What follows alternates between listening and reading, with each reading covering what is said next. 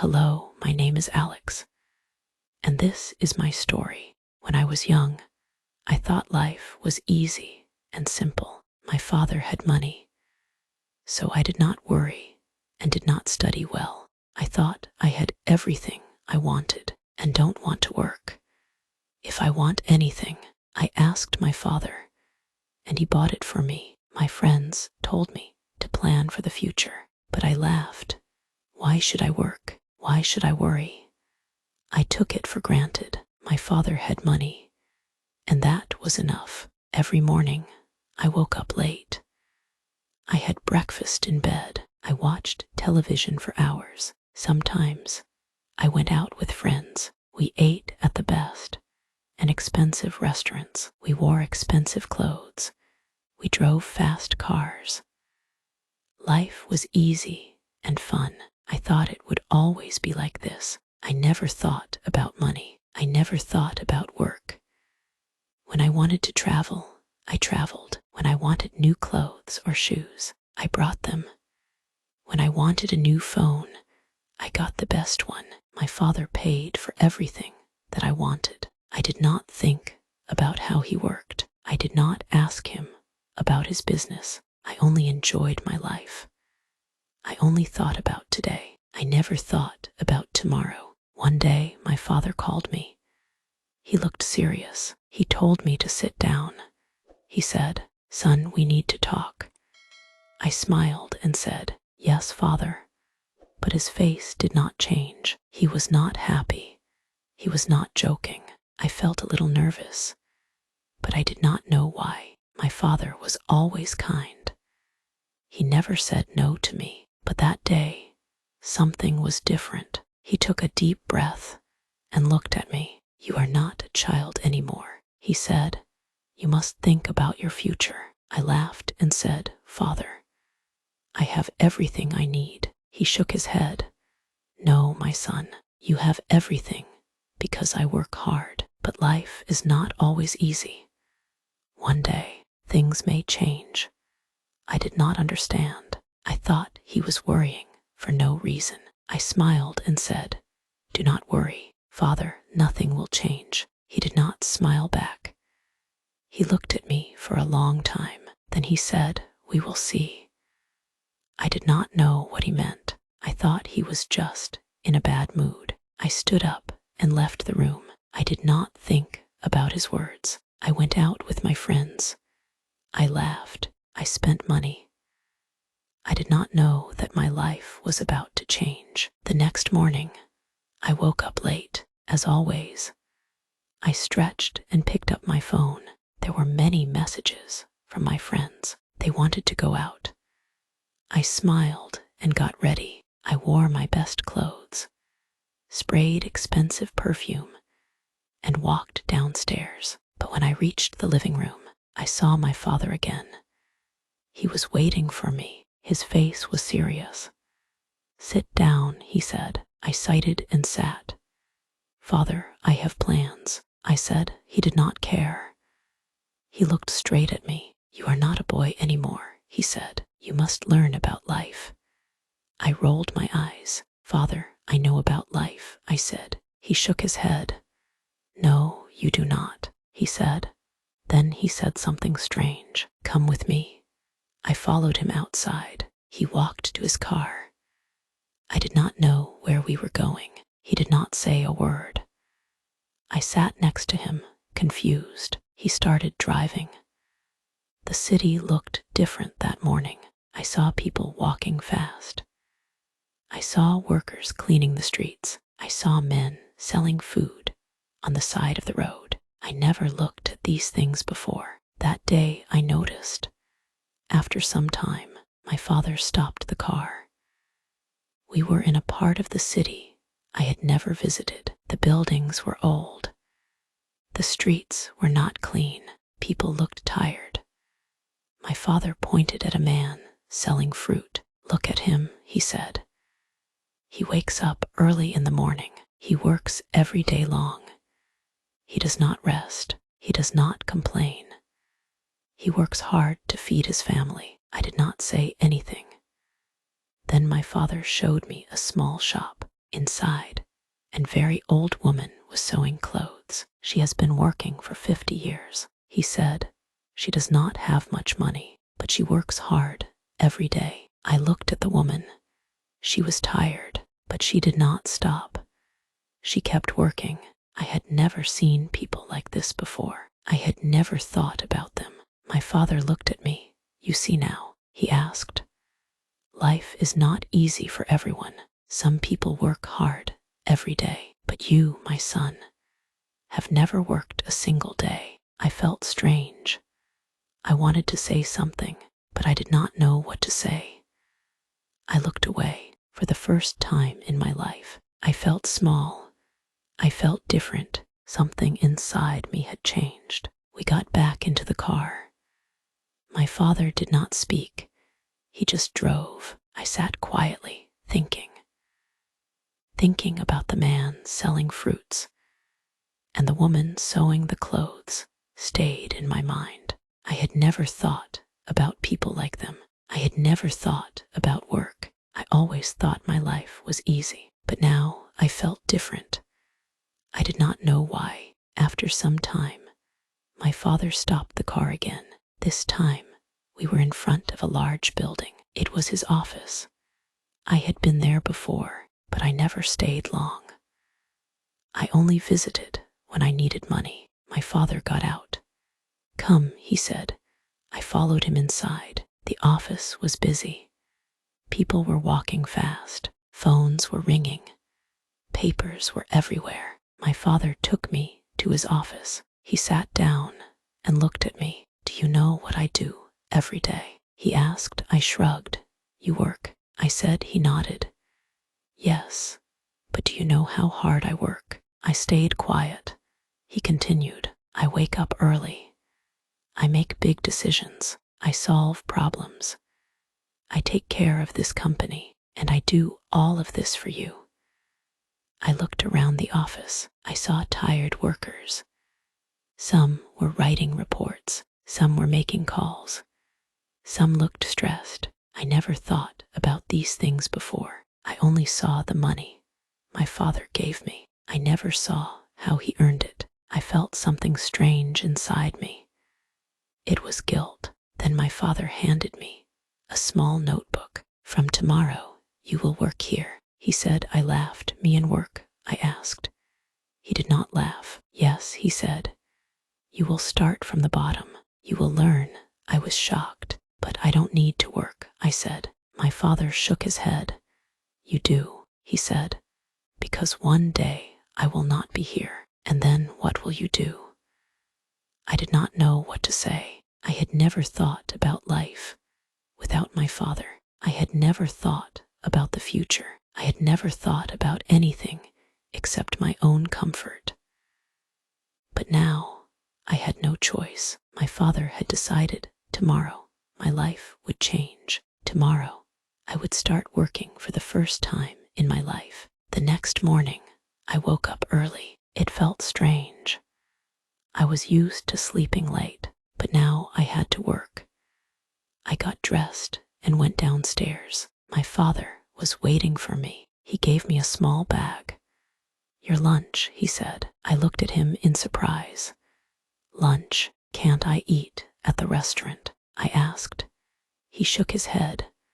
Workers bring their own lunch, he said, and today you are a worker. We left the house and drove to his office. When we arrived, he did not take me to his big office. Instead, he took me to a small room. There were many desks. People were working on computers. A man came to us. He was wearing glasses and looked serious. This is Mr. Avon, my father said. You will work under him. Then he left. Mr. Avon looked at me. Come with me, he said. He walked fast.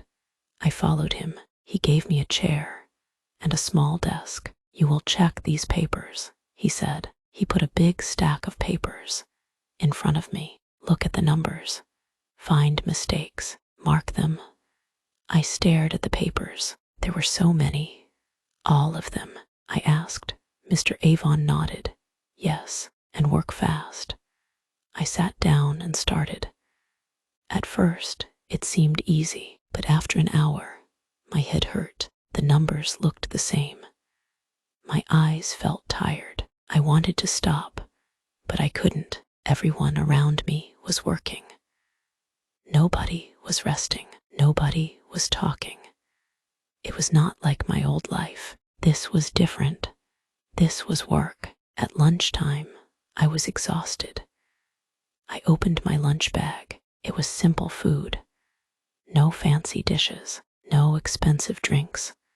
I ate quietly. I watched the other workers. They ate quickly. Then they went back to work. No long breaks.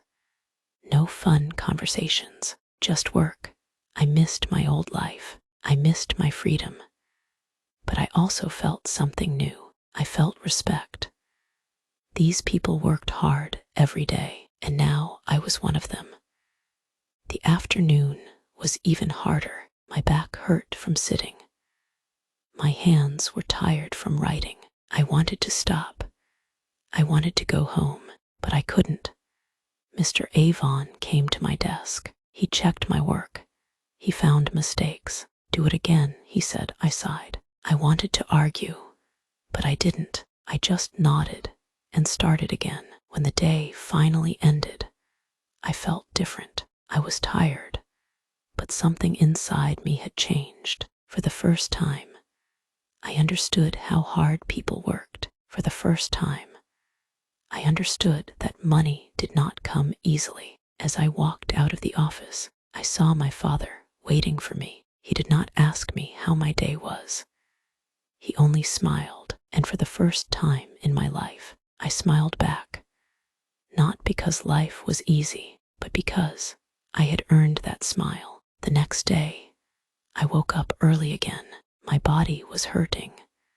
My hands were stiff. I never felt like this way before. I wanted to stay in bed, but I couldn't. I had work to do.